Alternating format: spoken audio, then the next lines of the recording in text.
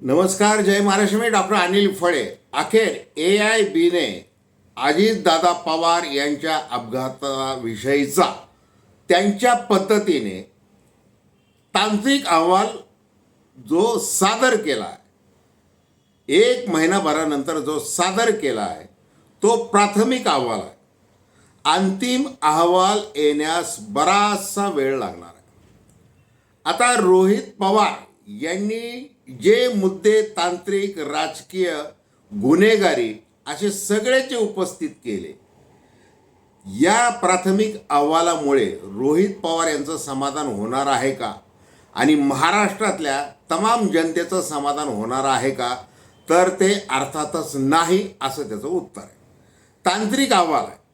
मग एकूण जे काही शंका कुशंका, घातपात, कट, कारस्थान, राजकीय आरोप वगैरे ते सगळे जे झालेले आहेत, त्या दृष्टीने CID आणि CBIच्या तपासाला अतिशय महत्त्व आहे. अशा सगळ्या एकूण परिस्थितीमध्ये आपण अतिशय मुद्देसूदपणे चर्चा करणार आहोत की प्राथमिक अहवाल AIBने काय दिलेला आहे, रोहित पवार यांच्या काय शंका आहेत, त्याचं निरसन होणार की नाही, आणि तिसरं म्हणजे अंतिम अहवालामध्ये काय असू शकतं याबद्दल आपण चर्चा करणार आहोत. दर्शकांना विनंती की हा व्हिडिओ थोडासा लांबूही शकतो, त्यामुळं विनंती आहे की तो शेवटपर्यंत ऐकावा आणि हे चॅनल सबस्क्राईब करावं. एक तटस्थ भूमिकेतून स्वतंत्र पत्रकारिता म्हणून आपण चर्चा करत असतो. हे बघा की आता हा जो 22 पानांचा अहवाल आहे, म्हणजे AIBने तो दिलेला आहे. AIB म्हणजे काय, एअरक्राफ्ट ॲक्सिडेंट इन्व्हेस्टिगेशन ब्युरो यांनी तो दिलेला आहे. आता त्याच्यामध्ये काय म्हटलेलं आहे, त्याच्यामध्ये असं म्हटलेलं आहे की एकूण जी माहिती दिलेली त्यांचे जे मुख्य मुद्दे आहेत की लो व्हिजिबिलिटी म्हणजे कमी दृश्यमानता. अपघाताच्या वेळी दृश्यमानता फक्त 3000 मीटर आणि काही ठिकाणी 2 ते 3000 मीटरचा उल्लेख त्यांनी केलेला आहे. एवढी होती 3000. बारामतीसारख्या अनकंट्रोल्ड एअरफील्डसाठी लँडिंगसाठी किमान 5000 मीटर दृश्यमानता आवश्यक असते, हे लक्षात घ्या. पुणे टॉवरकडून दृश्यमानता विचारली असता 3000 मीटर सांगितले गेले. आता टॉवर अवस्था काय, नियंत्रण टॉवरमध्ये त्या दिवशी ग्राइंड इन्स्ट्रक्टर फ्लाईट ट्रेनिंग ऑर्गनायझेशनमधील होता, जो विमानाला लँडिंगसाठी सहकार्य करत होता, हे अनियमित होते. आता इतर निरीक्षण काय, रनवे मार्किंग फिकट म्हणजे फेडेड होतं. विमान लँडिंगच्या प्रयत्नात रनवे 11च्या डावीकडे गेले, झाडांना धडकले आणि आग लागली. म्हणजे ते लँड होण्याच्या आधी झाडाला धडकलं आणि तिथं आग लागलेली आहे. क्रॅशपूर्वी कॉकपिट व्हॉइस रेकॉर्डर जे CVR वर पायलटचे ओ शिट असे शब्द ऐकू आले, जे सुरुवातीला ही बातमी येऊन गेलेली आहे आणि त्याच्यावर शिक्कामोर्तब केलेलं आहे AIBने. आता फ्लाईट डेटा रेकॉर्डर म्हणजे FDR, SSFDR हे जे 2 प्रकारचे डेटा रेकॉर्डर ते यशस्वीपणे डाउनलोड केले गेले आणि त्याचं विश्लेषण सुरू आहे. कॉकपिट व्हॉइस रेकॉर्डर CVR याला आग लागलेली आहे, थर्मल डॅमेज झालेलं होतं, त्यामुळं अमेरिकेतील तज्ज्ञांची मदत घेतली जात आहे. मग अमेरिकेमधल्या कंपन्या हॉनिवेल आणि L3 सारख्या कंपन्यांच्या तंत्रज्ञानासाठी आता शिफारस काय केलेली आहे या प्राथमिक अहवालामध्ये, AIBने DGCAला ज्यांच्या विरुद्ध गुन्हा दाखल करा, डायरेक्टर जनरल सिव्हिल एव्हिएशन या अथॉरिटीच्या विरुद्ध गुन्हा दाखल करा, असं रोहित पवारांनी म्हटलेलं आहे. आता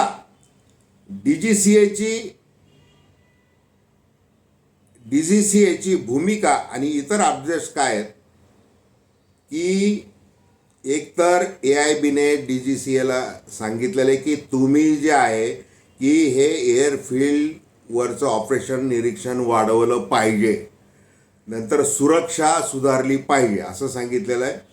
DGCAने अपघातानंतर VSRला व्हेंचर्सला जी स्पेशल ऑडिट केली, ज्यात मेंटेनन्स, एअरवर्थीनेस आणि फ्लाईट ऑपरेशनमध्ये अनेक कमतरता आढळल्या. त्यामुळे VSR व्हेंचर्सची 4 लेझरजेट विमाने ग्राउंड करण्यात आली. ही म्हणजे अलीकडच्या 4-5 दिवसांपूर्वी जी केलेली कारवाई आहे. आणि रोहित पवार त्या कंपनीच्या विरुद्ध गुन्हा दाखल करा, FIR दाखल करा अशी मागणी त्यासाठी करत आहे. महाराष्ट्र सरकारने CID मार्फत स्वतंत्र चौकशी सुरू केली आहे. त्याच्यामध्ये क्रिमिनल निग्लिजन्स अँगल तपासला जात आहे. जसं काल CIDच्या प्रमुख महासंचालकांनी माहिती दिलेली आहे आणि तपास केला जात आहे, एवढंच त्यांनी सांगितलेलं आहे. आता हा जो अहवाल आहे AIBचा, हा ICAOच्या नियमानुसार अपघात टाळण्यासाठी आहे.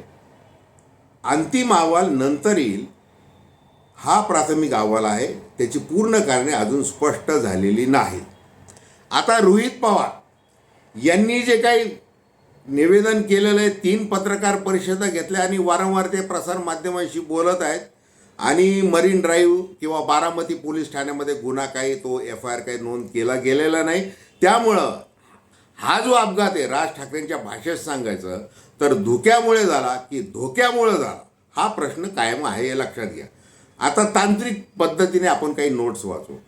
अजित पवार यांच्या विमानाच्या बाबतीत रोहित पवार यांनी उपस्थित केलेले मुद्दे, सबोटेज किंवा कन्स्पायरसी याबद्दल.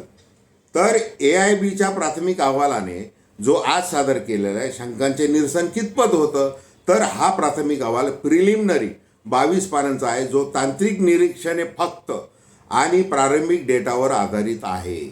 याच घातपाताचा कोणताही स्पष्ट उल्लेख नाही. आता त्यातले मुख्य निष्कर्ष काय आहेत? कमी दृश्यमानता, जसं सुरुवातीला म्हटलं, लो व्हिजिबिलिटी 3,000 मीटर किंवा काही ठिकाणी 2 ते 3,000 मीटर, जे बारामतीसारख्या अनकंट्रोल एअरफील्डसाठी अपुरं होतं. आणि व्हिजिबिलिटी किती पाहिजे? 5,000 मीटरची पाहिजे, ती आवश्यक आहे, ती नव्हती. रनवे मार्केटिंग फिकट टॉवरमध्ये ग्राउंड इन्स्ट्रक्टर, जे नियमबाह्य असं म्हटलेलं आहे.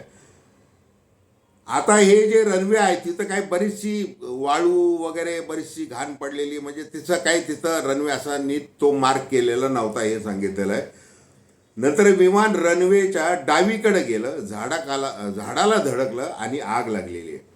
आता CVR कॉकपिट व्हॉइस रेकॉर्डर आगीमुळे थर्मल डॅमेज झाले, त्यामुळे पूर्ण डेटा तो अमेरिकेच्या तज्ज्ञांकडे पाठवण्यात आलेला आहे. FDR म्हणजे फ्लाईट डेटा रेकॉर्डरचा डेटा यशस्वी डाउनलोड झालेला आहे, विश्लेषण त्याच्यावर चालू आहे, म्हणजे तो काही अजून अंतिम याच्यामध्ये येईल. ते CVRवर पायलटचे ओशीट हे शब्द ऐकू आलेले. आता अंतिम अहवालामध्ये काय अपेक्षित माहिती आहे असू शकते, म्हणजे अपेक्षित काय आहे आपल्याला, की ICAO international civil aviation organisation annex 13 नियमानुसार अंतिम अहवाल म्हणजे फायनल रिपोर्ट अपघातानंतर 12 महिन्यांच्या आत प्रसिद्ध करणे अपेक्षित आहे म्हटलेलं आहे.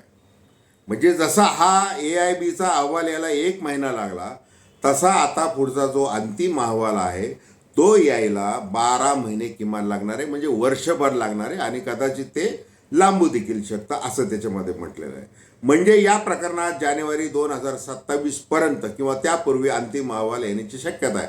प्राथमिक अहवालाचा उद्देश हा म्हणजे आज जो अहवाल सादर जाहीर करण्यात आलेला त्याचा उद्देश हा केवळ प्रारंभिक निरीक्षण आहे, म्हणजे प्रायमा फेसी रिपोर्ट आहे. तथ्य आणि तात्काळ सुरक्षा शिफारसी इंटरियम सेफ्टी रिकमेंडेशन देतो. पूर्ण कारणे, जबाबदारी आणि सुधारणा यांचे अंतिम निष्कर्ष अंतिम अहवालात येतात. आता सध्याची स्थिती पुन्हा काय, फ्लाईट डेटा रेकॉर्डर डेटा यशस्वी डाउनलोड झाला, विश्लेषण पूर्ण होत आहे. त्याच्यानंतर कॉकपिटमधला व्हॉइस रेकॉर्डर आगीमुळं तो थर्मल डॅमेज झालेला आहे, तो अमेरिकेकडे पाठवलेला आहे. एकूण ही जी परिस्थिती आहे, मग त्या अंतिम अहवालामध्ये काय आपल्याला नवीन कळणार आहे, तर DGCAचे जे नियम आहेत त्याच्यामध्ये बदल करावेत अशी शिफारस केली जाऊ शकते. VSR व्हेंचरसारख्या ऑपरेटर्सवर कारवाई करा असं शिफारस केली जाऊ शकते. म्हणजे जी आजच रोहित पवार ही मागणी करत आहे की त्यांच्यावर आजच तुम्ही FIR दाखल करा आणि त्या पद्धतीने पुढे जा. आता याचा सगळा जर आपण विचार केला म्हणजे मधल्या काळामध्ये तांत्रिक ब्लॅक बॉक्सच्या बाबतीत आधी म्हटले खराब आहे, तो जळालेला आहे, मग तो अमुक आहे तमुक आहे, आणि मग लोकांचं कन्फ्युजन वाढलं. ते डेटा रेकॉर्डर वेगळे, ब्लॅक बॉक्स वेगळा का वगैरे याच्यावर खूप चर्चा झाली. आणि अखेर तो जो सगळ्या ज्या गोष्टीत मग सांगितलं की आता ब्लॅक बॉक्स सुरक्षित आहे. या सगळ्या गोष्टींमध्ये काय होणार आहे की हे राजकारण होणार आहे, स्टंटबाजी होणार आहे की काय होणार आहे. जसं शरदचंद्र पवार राष्ट्रवादी काँग्रेसच्या वतीने आता रस्त्यावर उतरावं लागेल असं देखील सांगण्यात आलेलं आहे. आता याच्यामध्ये आपण या दुर्दैवी अपघाताच्या विषयी जर आत्ताच आपण जागरूक झालो नाही तर येणारे अपघात आपण कसे टाळायचे. आणि अजितदादांसारखा एक महाराष्ट्राने एक मोठा नेता जो गमावलेला आहे तो का गमावला गेलेला आहे. आता ही व्हिजिबिलिटी, तांत्रिक मुद्दे, रेकॉर्डर वगैरे हे सगळे आले, पण त्याच्याशिवाय जे राजकीय आरोप झालेले आहेत, जसं संजय राऊतांनी अगदी राजकीय आरोप म्हणून केला की भारतीय जनता पार्टीच्या भ्रष्टाचाराच्या फाईल दादांकडे होता का, ती शंका बोलून दाखवली. मग पुरंदर उपसा जलसिंचन योजनेची ती फाईल 310 कोटीचं ते काम, इथपासून अनेक आरोप झाले. त्याच्यानंतर प्रफुल्ल पटेल यांचं ते काम होतं, मग ते धान फाईल होती ती राईस मिलची, मग त्याच्यावर सही करायची होती, त्याच्यामुळे ते लांबलं. त्यांनी ते वाहनाने जायचं म्हणजे रस्त्यावरून जो प्रवास करायचा तो टाळला आणि सकाळी जाऊ या विमानाने असं केलेलं आहे. आता बघा की VSR असो किंवा कुठल्याही खाजगी कंपन्यांचे जे विमानं असतात ते काय असे शेड्यूल फ्लाईट नसतात. ते VIP ज्या वेळेला तयार होतील त्यावेळेला ते उडणार आहे. आणि मग इतर जी काही काळजी घ्यायची, जसं बारामतीचं एअरपोर्ट आहे किंवा मुंबईचं आहे, याच्यामध्ये कम्युनिकेशन, मग DGCAने त्याची काळजी घ्यायची असती. जे AIBच्या अहवालामध्ये जाणीवपूर्वक म्हटलेलं आहे की तुम्ही ती व्हिजिबिलिटी किंवा तो जो काही लँडिंगचा जो काही ग्रीन सिग्नल दिला तो चुकीचा होता असं जवळपास म्हटलं आहे. त्याच्यानंतर वैमानिक, आता त्या एकूण विमानामध्ये 6 जण होते की 5 जण होते हे अजून समोर यायचं आहे. म्हणजे वैमानिक जो होता त्याचे किती 18,000 वगैरे त्यांनी इतकं किलोमीटर उड्डाण केलेलं आहे. मग त्याच्यापैकी VSRच्या विमानामधून त्यांनी काय 2800 किलोमीटरचा उड्डाण केलेलं आहे वगैरे असं ते सगळं सांगितलं जात आहे. आणि सोबत त्या शांभवी म्हणून जे को पायलट होत्या त्यांना देखील त्याचा अनुभव होता असं देखील सांगितलेलं आहे. एकूण जी काही ही परिस्थिती आहे ती लक्षात घेतली तर वर्षभर थांबावं लागणार आहे पुढच्या सगळ्या गोष्टींसाठी हे नक्की आहे. आणि या दरम्यानच्या 12 महिन्यांच्या काळामध्ये रोहित पवार VSRच्या विरुद्ध किंवा ज्या केंद्रीय विमान मंत्री आणि VSRचे मालक यांचे परस्परांशी कशा प्रकारचे संबंध आहेत, कशा प्रकारची गुंतवणूक केलेली आहे, इथपासूनच्या अनेक मुद्द्यांची चर्चा पुढचे 12 महिने सुरू राहणार आहे हे लक्षात घ्या. आता VSRच्या विरुद्ध ओरड केली जाऊ शकते हे लक्षात आल्यानंतर केंद्रीय विमान उड्डाण मंत्र्यांनी आणि त्याचे राज्यमंत्री आपले मुरलीधर मोहोळ देखील आहेत, त्यांनी मग ते 4 विमानं जे आहेत VSRचे ते ग्राउंड केले, म्हणजे ते थांबवलेलं आहे त्याचं उड्डाण. अशा प्रकारची कारवाई केलेली आहे. या सगळ्या याच्यातून राजकीयदृष्ट्या गुन्हेगारीच्या दृष्टीने हे सगळं पुढच्या महिन्यामध्ये काय होतं, त्याला कुठलं राजकीय वळण लागतं आणि राज्य सरकार आणि केंद्र सरकार ऑफिशियल स्टेटमेंट वेळेवर न दिल्यामुळे या सगळ्या चर्चा वाढत गेलेल्या आहेत आणि पुढच्या 12 महिन्यामध्ये या चर्चा अजून टिपेला जाऊ शकतात एवढं. तर धन्यवाद. हा व्हिडिओ आपल्याला आवडला असेल अवश्य शेअर करा, सबस्क्राईब करा आणि आपली प्रतिक्रिया बिनधास्तपणे नोंदवा. धन्यवाद.